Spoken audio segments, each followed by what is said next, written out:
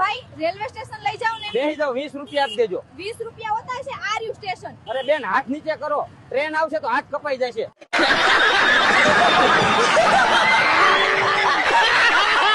તમારા લગ્ન થઈ ગયા છે? હા થઈ ગયા છે। તમારા પતિ શું કરે છે? પસ્તાવો કરે છે। આ વીટીની શું કિંમત છે? 50,000 રૂપિયા। અરર।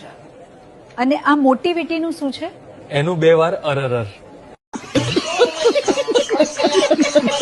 ઘર કરકસરથી ચલાવે અમારે એવી વહુ જોઈએ છે।